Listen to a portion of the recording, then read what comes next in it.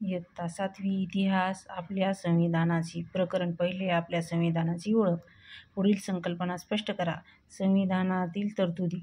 संविधानातील तरतुदी अनेकविध बाबीविषयी असतात. उदाहरणार्थ नागरिकत्व, नागरिकांचे हक्क, नागरिक आणि शासनसंस्था यांच्यातील संबंध, शासनाने करायच्या कायद्याचे विषय, निवडणुका, शासनावरील मर्यादा व राज्याचे अधिकार क्षेत्र इत्यादी. दुसरा. संविधान दिन. कालावधी 2 वर्ष 11 महिने 17 दिवस 22 भाग 365 कलमे. परिशिष्ट. स्वीकार. 26 नोव्हेंबर 1949 संविधान दिन. अंमलबजावणी. 26 जानेवारी 1950 प्रजासत्ताक दिन. चर्चा करा.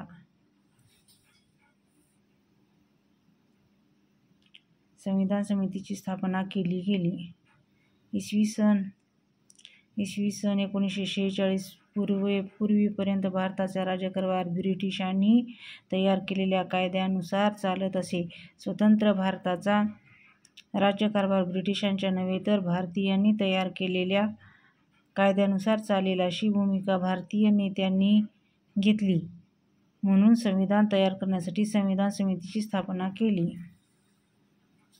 डॉ. बाबासाहेब आंबेडकरांना भारतीय संविधानाचे शिल्पकार होते. डॉ. बाबासाहेब आंबेडकरांनी विविध देशांच्या संविधानांचा अभ्यास व चिंतन करून संविधानाचा मसुदा केला. हा मसुदा संविधान सभेत मांडून त्यावर विचारलेल्या प्रश्नांची उत्तरे दिली. संविधान सभेत सुचवलेल्या सूचनांप्रमाणे मसुद्यास बदल केले. संविधानातील प्रत्येक तरतुदी निर्दोष तयार करून अंतिम मसुदा संविधान सभेला सादर केला. ही सर्व कामे डॉ. बाबासाहेब आंबेडकर यांनी केल्यामुळे यांना भारतीय संविधानाचे शिल्पकार असे म्हटले जाते. देशाच्या राज्यकारभारात समाविष्ट असणाऱ्या बाबी. देशाचे संरक्षण व परकीय आक्रमणापासून देशाचे संरक्षण, रोजगार निर्मिती व दारिद्र्य निर्मूलन, शिक्षण, आरोग्य सेवा आणि दारिद्र्य निर्मूलन, समाजातील दुर्बल घटक, महिला, बालके, आदिवासी यांच्या प्रगतीसाठी उपाययोजना करणे,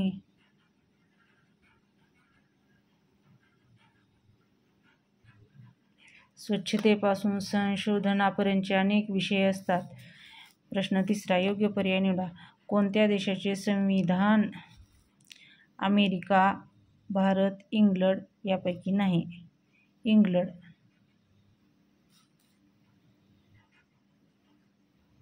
संविधान सभेचे अध्यक्ष कोण होते? डॉ. बाबासाहेब आंबेडकर, डॉ. राजेंद्र प्रसाद, दुर्गाबाई देशमुख, बी.एन. राव. डॉ. राजेंद्र प्रसाद. खालील कोण संविधान सभेचे सदस्य नव्हते? महात्मा गांधी, मौलाना आझाद, राजकुमारी अमृत कौर, हंसाबेन मेहता. उत्तर आहे महात्मा गांधी. तुमचे मत लिहा. शासनाला कोणकोणत्या विषयावर कायदे करावे लागतात? राज्यकारभार करताना शासनाला पुढील विषयासंबंधी कायदे करावे लागतात. देशाचे संरक्षण व परकीय आक्रमणापासून देशाचे संरक्षण, रोजगार निर्मिती व दारिद्र्य निर्मूलन, शिक्षण, आरोग्य सेवा, दारिद्र्य निर्मूलन, समाजातील दुर्बल घटक, महिला, बालके व आदिवासी यांच्या प्रगतीसाठी उपाययोजना, स्वच्छतेपासून संशोधनापर्यंतचे अनेक विषयावर कायदे करावे लागतात. 26 जानेवारी हा दिवस आपण प्रजासत्ताक दिन म्हणून साजरा करतो. 26 जानेवारी 1950 रोजी संविधानातील तरतुदीनुसार देशाचा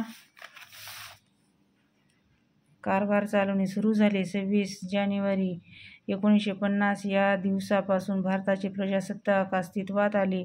म्हणून 26 जानेवारी हा दिवस आपण प्रजासत्ताक दिन म्हणून साजरा करतो. संविधानातील तरतुदीनुसार राज्यकारभार करण्याचे फायदे.